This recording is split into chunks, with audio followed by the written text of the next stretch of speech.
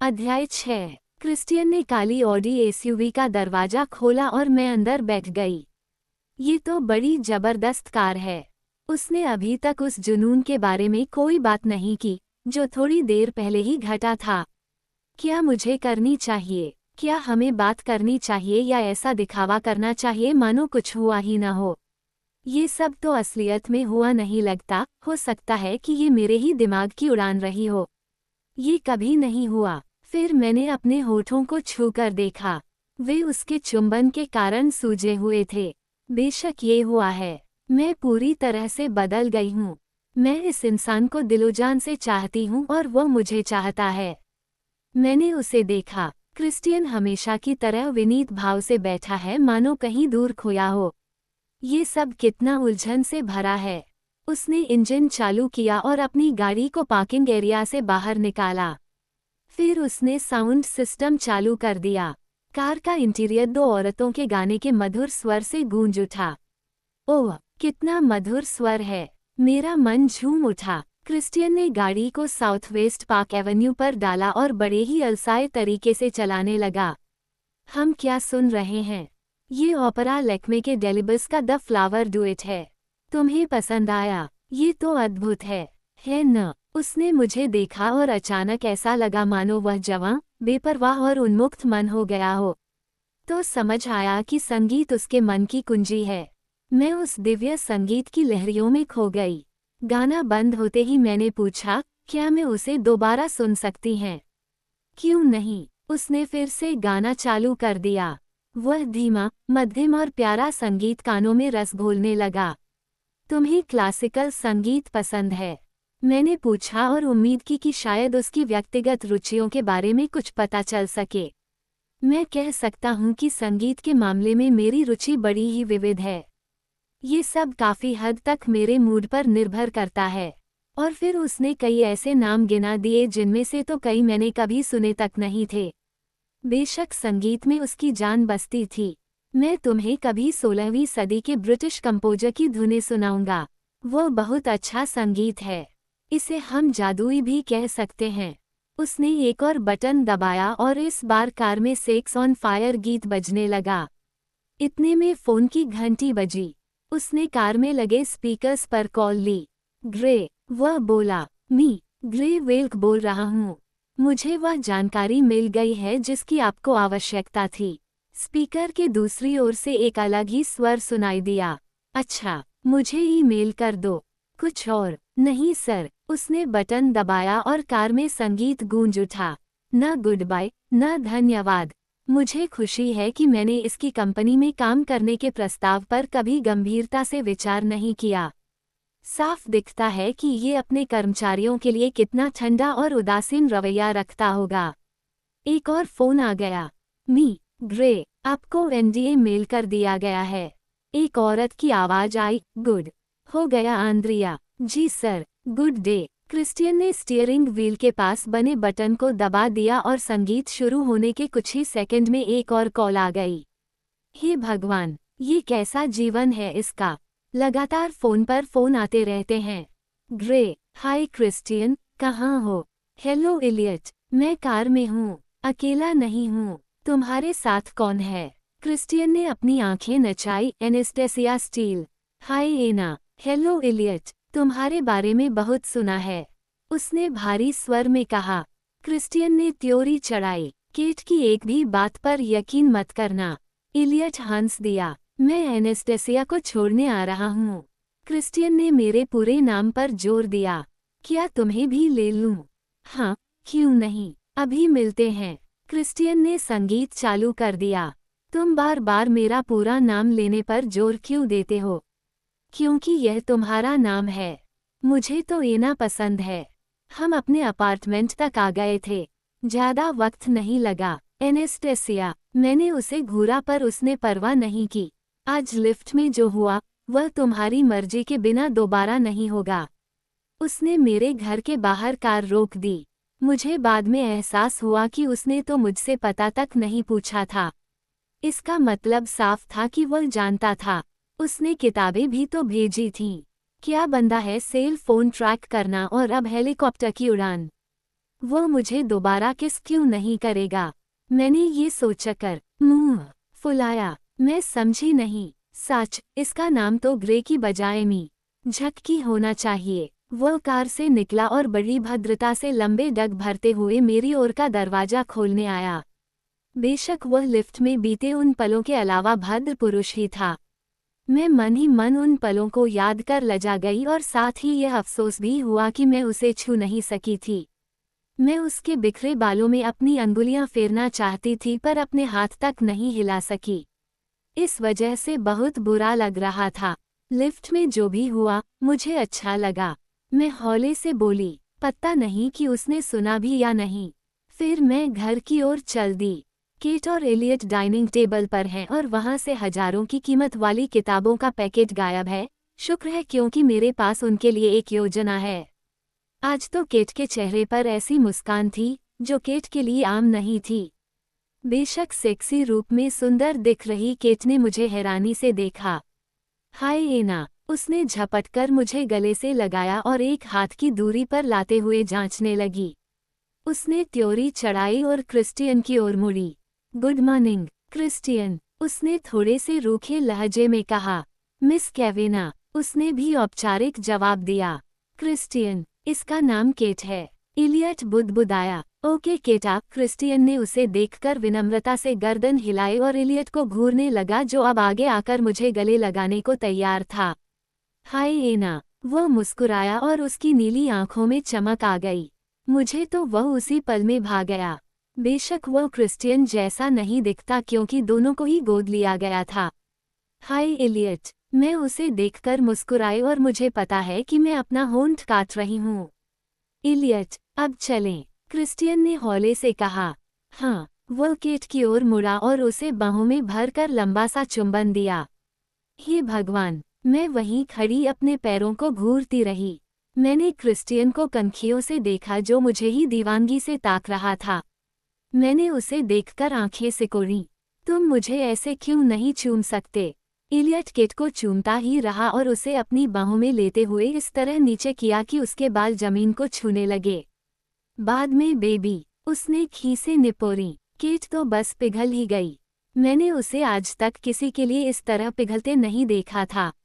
बेशक एलियट अपने हुनर में माहिर लगता है।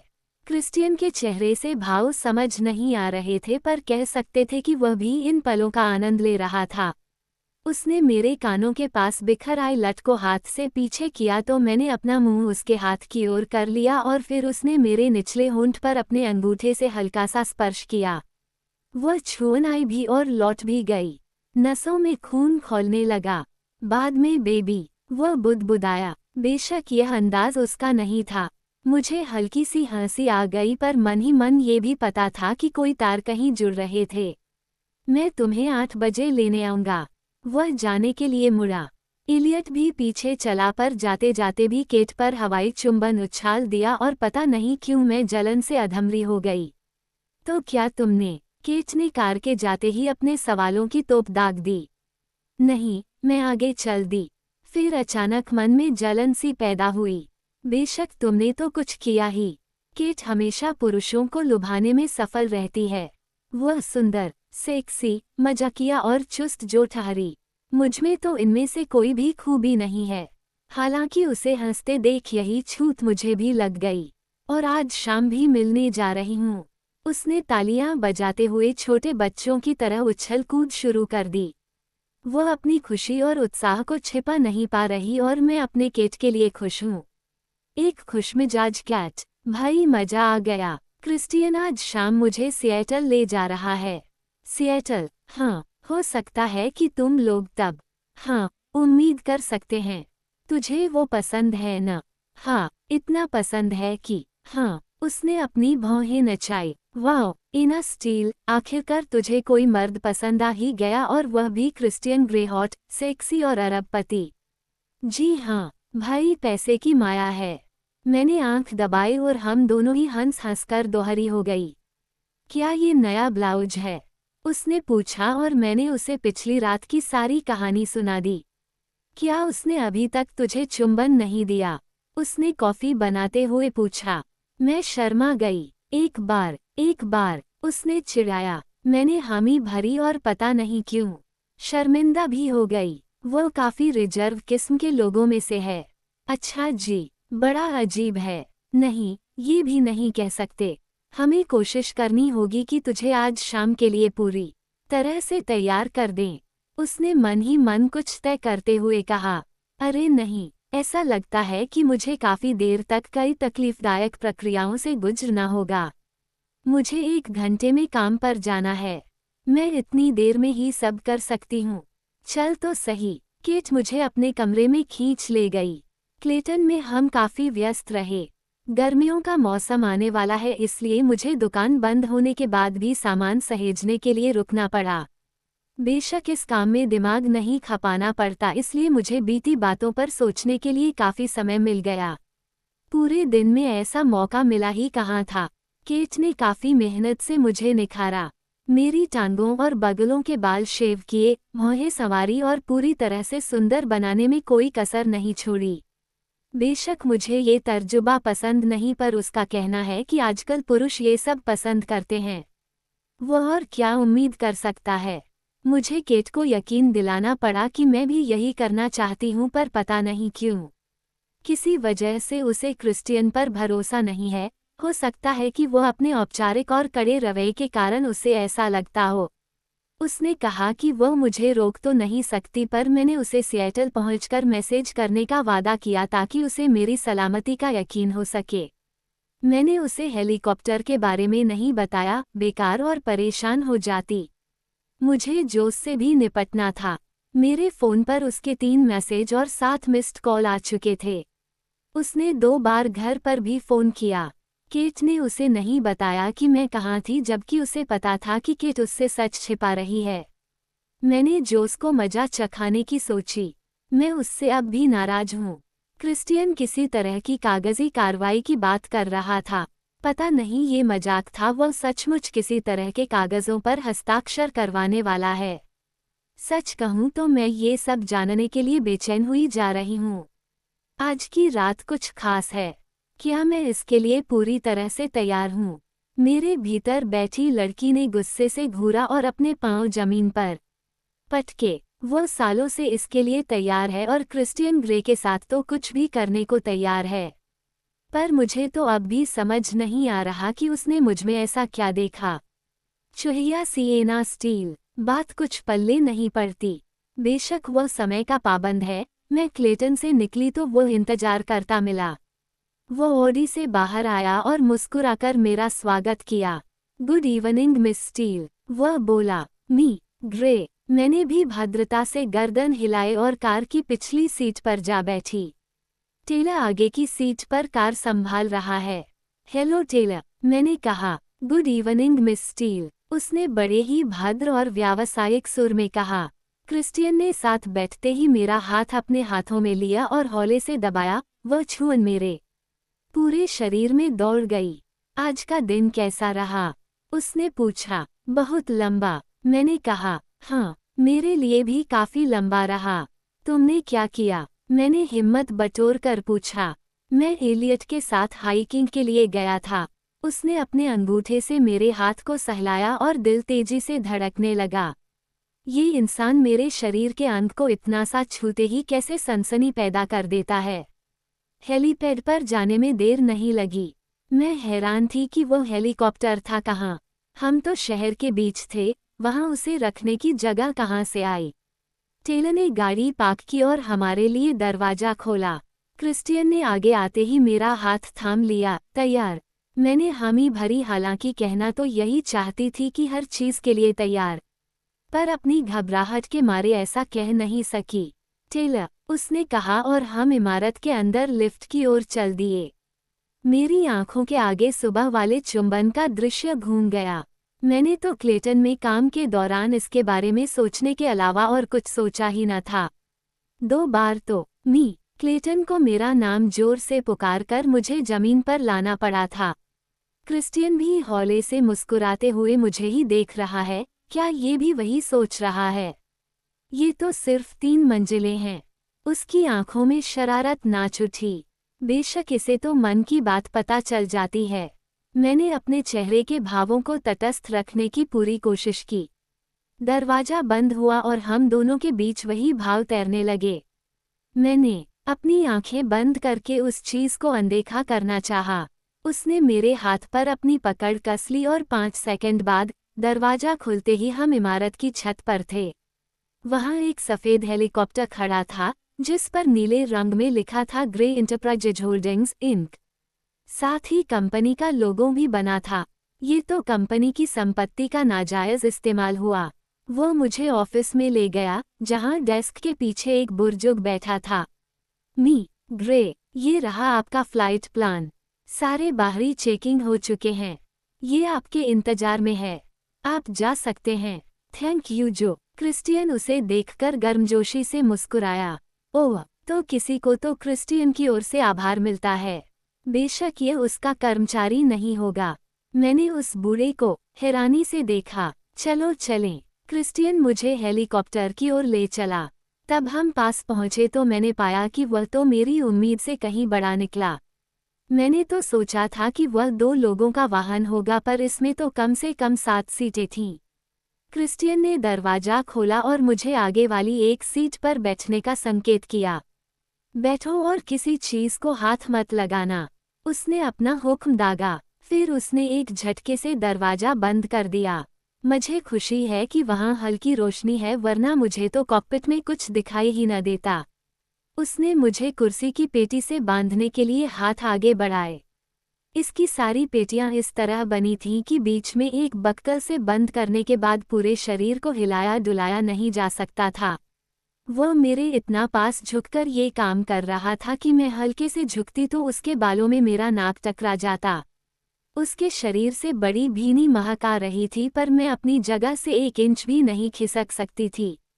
वो उसी तरह मुस्कुराया मानो मन ही मन किसी चुटकुले पर हंस रहा हो। जैसे ही उसने ऊपर वाली तनियां कसी तो मैंने सांस रोक ली। अब तुम सुरक्षित हो, यहाँ से भाग भी नहीं सकती। वह फुसफुसाया। इना, सांस लो। फिर उसने बड़े ही अंदाज से मेरे गाल को सहलाया और चिबुक को अंगूठे और अंगुली में थाम लिया। वह आगे झुका और सहज भाव से छोटा और शालीन सा चुंबन दिया। मेरा पूरा शरीर उसके होठों की उस छुअन से तड़प कर रह गया। मुझे इस तरह के बंधन पसंद हैं। वह बुदबुदाया। क्या? वह मेरे साथ वाली सीट पर बैठा और खुद को भी पेटियों में कस लिया। फिर उसके बाद कई तरह के बटन और स्विचों को घुमाने और खोलने का एक सिलसिला शुरू हुआ। मेरे सामने कई तरह के डायल और रोशनियां मौजूद थीं और सारे पैनल को बत्तियों के साथ काम पर देखा जा सकता था। इसे पहन लो, उसने मेरे हाथ में एक हेडफोन देते हुए कहा। मैंने उन्हें पहना और रोटर ब्लेड शुरू हो गए। उनका शोर तो कानों को बहरा बनाए दे रहा था। उसने भी हेडसेट पहन लिया और कई तरह के स्विचों से जूझने लगा। मैं उड़ान से पहले किए जाने वाली सारी जांच कर रहा हूँ। मुझे हेडफोन के बावजूद क्रिस्टियन की आवाज़ सुनाई दी। मैं मुड़ी और उसे देखकर खीसे निपोर दी। क्या तुम्हें पता है कि तुम क्या कर रहे हो? मैंने पूछा। वह मुड़ा और देखकर मुस्कुराया। मैं पूरे 4 साल तक एक पायलट की तरह काम कर चुका हूँ, एनेस्टेसिया। तुम मेरे साथ पूरी तरह से सुरक्षित हो। उसने मुझे देखा। तो फिर हो जाए एक उड़ान। साथ ही एक आंख भी दबाई। है, क्रिस्टियन ग्रे आंख मार सकता है।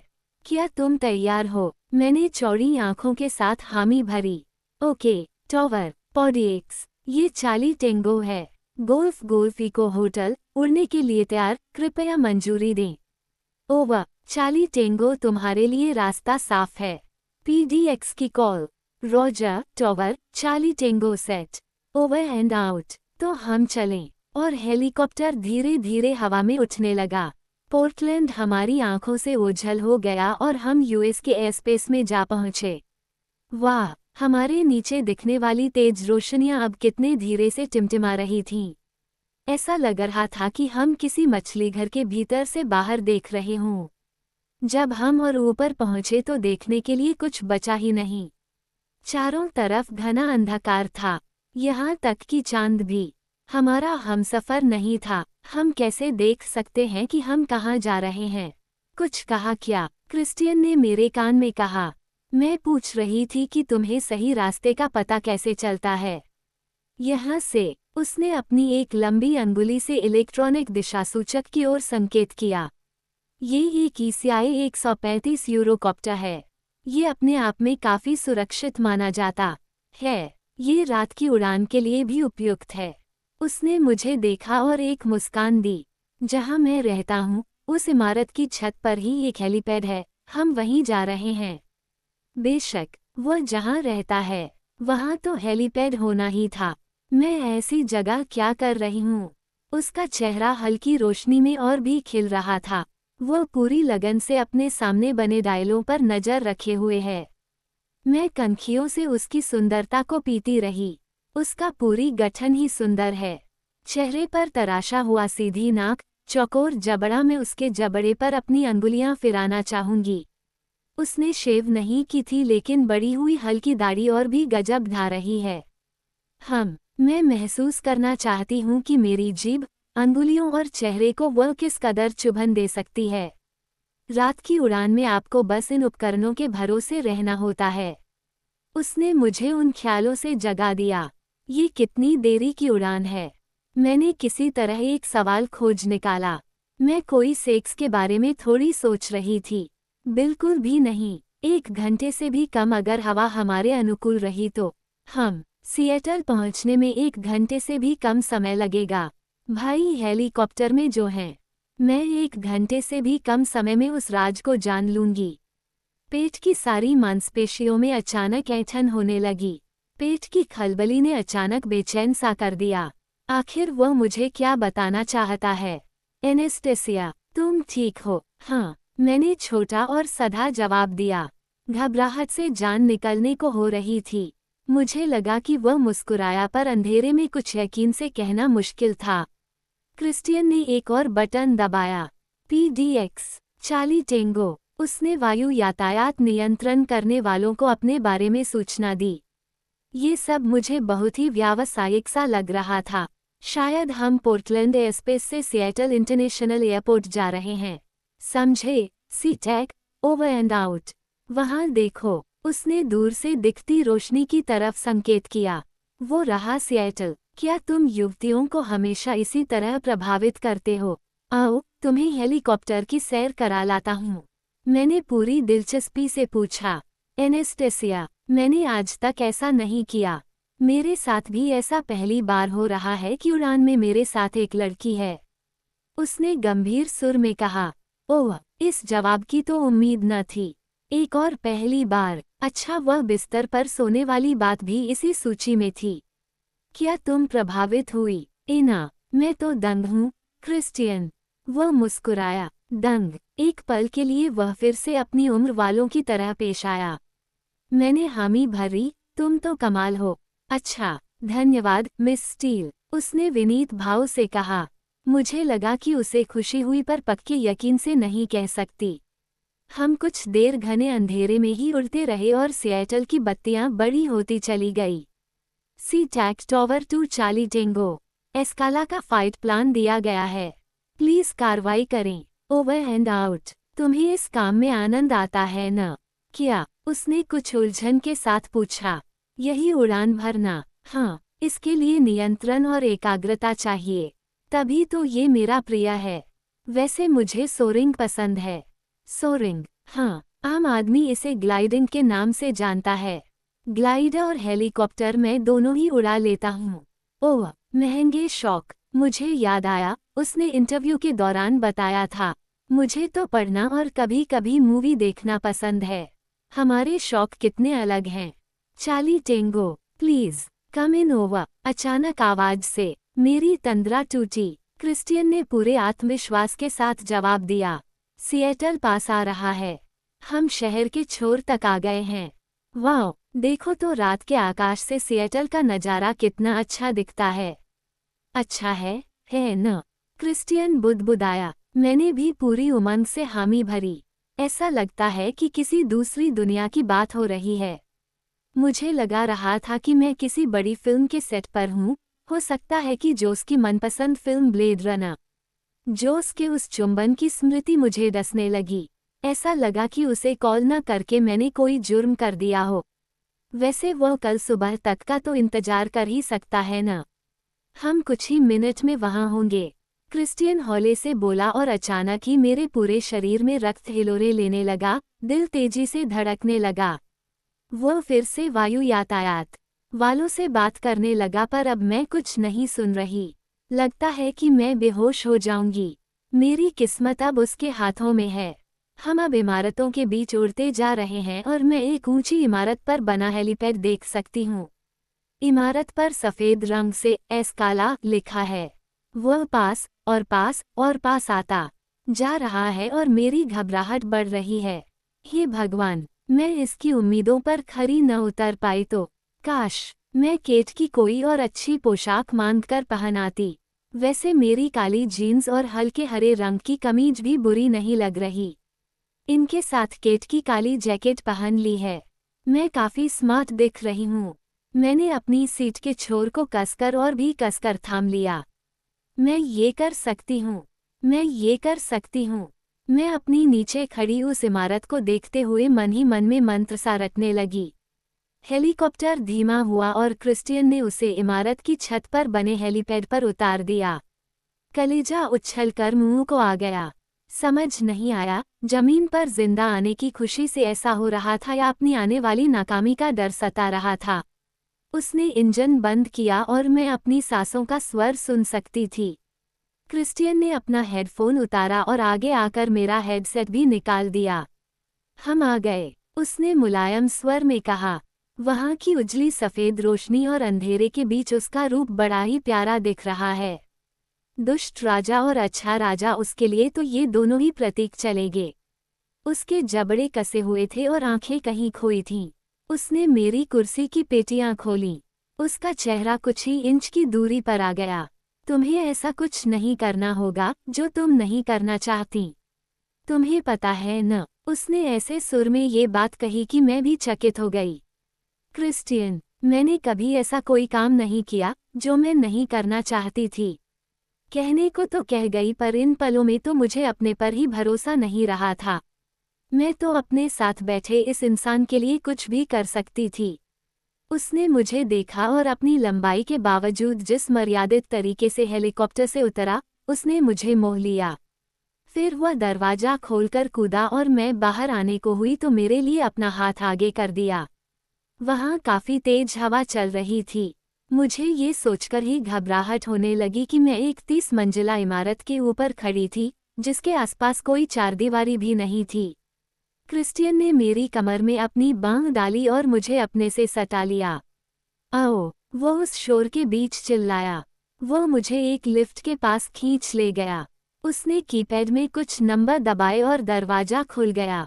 वहाँ गर्माहट थी और कई शीशे लगे थे। मैं जिधर भी देखती, बहुत सारे क्रिस्टियन दिखाई देते और खास बात तो ये थी कि हर अक्स में उसने मुझे थामा हुआ था। क्रिस्टियन ने वहाँ कीपैड में एक और कोड दबाया, दरवाजा बंद हुआ और लिफ्ट नीचे जाने लगी। कुछ ही पलों में हम एक ऐसे बरामदे में थे जो पूरी तरह से सफेद था। उसके बीच में एक गोल लकड़ी की मेज थी जिस पर सफेद फूलों का खासा बड़ा गुच्छा रखा था। दीवारों पर हर तरफ पेंटिंग्स दिख रही थीं। उसने एक दोहरा दरवाजा खोला और सफेद रंग की बाहर आगे भी दिखी। चौड़ी सी बारादरी के पास ही एक और दरवाजा दिखा जो बड़े से कमरे में खुलता था। ये तो दुगनी ऊंचाई का प्रमुख कमरा था, इसे बड़ा कहना भी गलत होगा। इस भव्य कमरे में एक पूरी दीवार कांच की थी और बालकनी से पूरा सिएटल शहर दिखता था। उसकी दाईं ओर एक यू आकार का सोफा पड़ा है जिस पर एक बार में आराम से 10 लोग बैठ सकते हैं। उसके सामने ही स्टील या फिर प्लेटिनम, मुझे नहीं मालूम, एक आधुनिक फायरप्लेस है। उसमें आग भी जल रही है। हमारी बाईं ओर रसोईघर दिख रहा है। सफेद रंग के रसोईघर में सारा काम गहरे रंग की लकड़ी से हुआ है। बीच में एक छोटी डाइनिंग टेबल है जिस पर आराम से 6 लोग आ सकते हैं। रसोई के पास ही कांच की दीवार के सामने एक डाइनिंग टेबल रखा है जिसके आसपास 16 कुर्सियां धरी हैं। वहां कोने में एक आलीशान और चमचमाता पियानो देखा जा सकता है। दीवारों पर सभी आकार व आकृतियों में कला के नमूने देखे जा सकते हैं। दरअसल ये घर रहने की जगह की बजाय एक गैलरी ज्यादा दिखता है। क्या मैं तुम्हारी जैकेट ले सकता हूँ? क्रिस्टियन ने पूछा। मैंने सिर हिला दिया। मैं हेलीपैड से निकलने के बाद से ठंड महसूस कर रही हूँ। क्या तुम एक ड्रिंक लेना चाहोगी? उसने पूछा। मैंने उसे देखकर पलकें झपकाए। कल रात के बाद क्या वह मजाक के मूड में है? एक पल के लिए तो लगा कि मैं मार्गरिटा ही मांग लूं, पर हिम्मत नहीं पड़ी। मैं एक गिलास सफ़ेद वाइन पीने जा रहा हूँ। तुम लेना चाहोगी? हाँ प्लीज़, मैं हौले से बोली। मैं इस कमरे में खड़ी खुद को बड़ी असहज पा रही थी। कांच की दीवार के पास गई तो पाया कि आधी दीवार बालकनी में बड़े ही अनोखे स्टाइल से खुलती है। सिएटल की जगमगाती बत्तियां कमरे को भी रोशन कर रही हैं। मैं रसोई में वापस आई तो क्रिस्टियन शराब की एक बोतल खोल रहा था। उसने अपनी जैकेट उतार दी थी। पाउली फ्यूम, चलेगी न? क्रिस्टियन, मैं वाइन के बारे में कुछ नहीं जानती। बेशक ये अच्छी ही होगी, मैंने थोड़ा धीरे से सकुचाते हुए कहा। मेरा दिल धड़क रहा है और जी कर रहा है कि यहाँ से भाग जाऊं। ये आदमी तो बहुत अमीर है, सच्ची बिल गेट्स टाइप अमीर। मैं यहाँ क्या कर रही हूँ? मेरे भीतर छिपी लड़की ने आंखें तरेरी। तू अच्छी तरह जानती है कि तू यहाँ क्या कर रही है। हाँ, मैं क्रिस्टियन ग्रे के साथ शारीरिक संबंध बनाना चाहती हूँ। मैं उसे चाहती हूँ। लो, उसने मुझे शराब का गिलास थमा दिया। यहाँ तक कि गिलास भी काफी जबरदस्त, क्लासी और महंगे क्रिस्टल का था। मैंने एक घूंट भरा। वाइन काफी हल्की, तीखी और स्वादिष्ट थी। तुम बड़ी चुप हो और शर्मा भी नहीं रही। दरअसल एनेस्टेसिया, मैंने तुम्हें आज तक इतना मुरझाया हुआ नहीं देखा। क्या तुम्हें भूख लगी है? मैंने सिर हिलाया। खाने की इच्छा नहीं है। ये जगह तो बहुत बड़ी है। बड़ी? हाँ, बड़ी सो तो है। उसकी आंखों में एक चमक आ गई। मैंने वाइन का एक और घूंट भरा। क्या तुम बजाते हो? मैंने पियानो की तरफ संकेत किया। हाँ, अच्छा, हाँ, बेशक तुम ऐसा कर सकते हो। वैसे ऐसा कौन सा काम है जो तुम नहीं कर सकते? हाँ, कुछ काम ऐसे हैं। उसने अपने गिलास से एक घंट लिया। उसकी नज़रें मुझी पर टिकी थीं। मैं मुड़ी और कमरे का जायजा लेने लगी तो उसकी निगाहें मेरा पीछा करती रहीं। बेशक इस कमरे को कमरा कहना तो गलत होगा। ये तो एक आलीशान हॉल है। क्या बैठना चाहोगी? मैंने हामी भरी और वह मुझे हाथ थामकर सफ़ेद काउच पर ले गया। बैठते ही मुझे याद आया कि उसने मुझे जो उपन्यास भेजा था, उसकी नायिका भी एक पात्र के घर में यूं ही जाती है। मेरे चेहरे पर मुस्कान खेल गई। हंसी किस बात पर आ रही है? उसने मुझे से पूछा। उसका सिर दाएं हाथ पर टिका था और बायां हाथ सोफे पर था। तुमने मुझे खास तौर पर वही उपन्यास क्यों भेजा? मैंने पूछा। क्रिस्टियन ने मुझे हैरानी से देखा। शायद उसे मुझसे ऐसे सवाल की उम्मीद नहीं थी। तुमने ही तो कहा था कि तुम्हें टॉमस हार्डी पसंद है। क्या यही एक वजह है? हालांकि मैं खुद अपनी आवाज़ की मायूसी को महसूस कर सकती थी। उसके चेहरे पर एक गंभीर रेखा आ गई। यही ठीक लगा। मैं तुम्हें एंजल क्लेयर जैसा कोई ऊंचा आदर्श मान सकता था या एलेक की तरह बिल्कुल ही निचले स्तर पर ला सकता था। वो हौले से बोला। उसकी आंखें काफी खतरनाक तरीके से चमक रही थी। अगर मुझे चुनने का मौका मिले तो मैं दूसरा विकल्प ही चुनना चाहूंगी। मैं उसे घूरते हुए हौले से बोली। मेरे भीतर छिपी लड़की ने मुझे हैरानी से देखा। उसने सांस ली। एनेस्टेसिया, प्लीज अपना होंठ काटना बंद करो। इससे मेरा ध्यान भटकता है और तुम्हें पता भी है कि तुम कह क्या रही हो। तभी तो मैं यहाँ आई हूँ। उसने त्योरी चढ़ाई। हाँ, 1 मिनट के लिए माफ़ी चाहूँगा। वह चौड़े रास्ते से पास वाले कमरे में चला गया। 2 मिनट बाद लौटा तो उसके हाथ में एक कागज़ था। ये एक नॉन डिस्क्लोजर एग्रीमेंट है। उसने कंधे झटके और थोड़ा सा मायूस भी लगा। मेरे वकील ने जोर दिया था। उसने वे कागज़ मेरे हाथ में दे दिए। मैं तो दंग रह गई। अगर तुम दूसरा विकल्प चुनना चाहती हो, अपने आप को एक निचले स्तर पर लाने के लिए तैयार हो, तो पहले तुम्हें इन पर हस्ताक्षर करने होंगे। अगर मैं यहाँ हस्ताक्षर नहीं करती, तो फिर एंजल क्लेयर के ऊंचे आदर्शों की ही बात रहेगी। इस अनुबंध का क्या मतलब है? इसका मतलब है कि कभी भी किसी के भी सामने यहाँ की बातें नहीं कर सकती।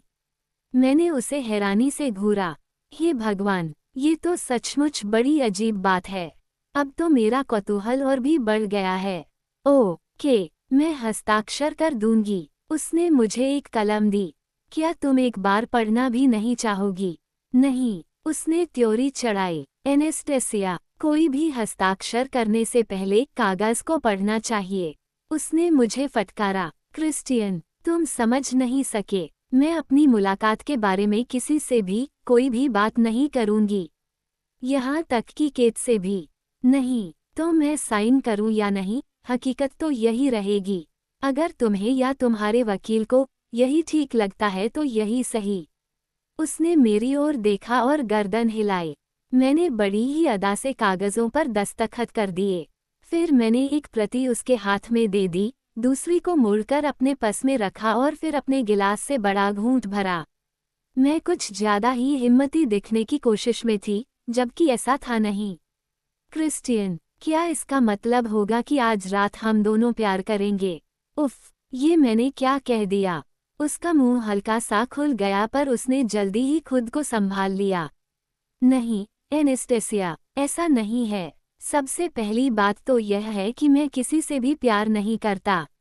मैं सिर्फ शारीरिक संबंध बनाने में विश्वास रखता हूँ और दूसरी बात यह है कि अभी काफ़ी कागजी कार्रवाई बाकी है। तीसरे, तुम तो अभी जानती तक नहीं हो कि तुम यहाँ क्यों आए हो। हो सकता है कि तुम उल्टे पांव वापस जाने के लिए तैयार हो जाओ। चलो, मैं तुम्हें अपना प्लेरूम दिखाना चाहता हूँ। मेरा मुंह खुला का खुला रह गया। केवल शारीरिक संबंध सुनने में तो अच्छा ही लगा, पर ये अब कौन सा कमरा दिखाने ले जा रहा है? मैं तो रहस्य से घिरती जा रही हूँ। तुम अपने एक्सबॉक्स पर खेलना चाहते हो? मैंने पूछा। वो खुलकर हंसा। नहीं एनेस्टेसिया, न कोई एक्सबॉक्स है और न ही कोई प्लेस्टेशन। आओ। वह मेरा हाथ थाम कर खड़ा हो गया। हम दोनों दोहरे दरवाजे के दाईं ओर बने बरामदे की ओर आए और वहां से एक और कमरे में गए जो सीढ़ियों की ओर जाता था। हम दूसरी मंजिल पर पहुंचे और दाएं मुड़े। उसने अपनी जेब से एक चाबी निकाली और कमरे का ताला खोलकर एक गहरी सांस ली। तुम किसी भी समय जा सकती हो। तुम जब भी जाना चाहो। हेलीकॉप्टर तुम्हें ले जाने के लिए तैयार खड़ा है। तुम चाहो तो रात यहीं ठहरकर सुबह जा सकती हो। तुम जो फैसला लोगी वही बेहतर होगा। क्रिस्टियन, दरवाजा तो खोलो। उसने दरवाजा खोला और पहले मुझे अंदर जाने दिया। मैंने उसे एक बार और घूरा। मैं जानने को बेचैन थी कि आखिर वहां था क्या। मैंने एक गहरी सांस लेते हुए अंदर कदम रखा। ऐसा लगा मानो मैं 16वीं सदी में आ गई हूँ और चारों तरफ स्पेनिश प्रभाव दिखाई दे रहा है। ये क्या है भाई?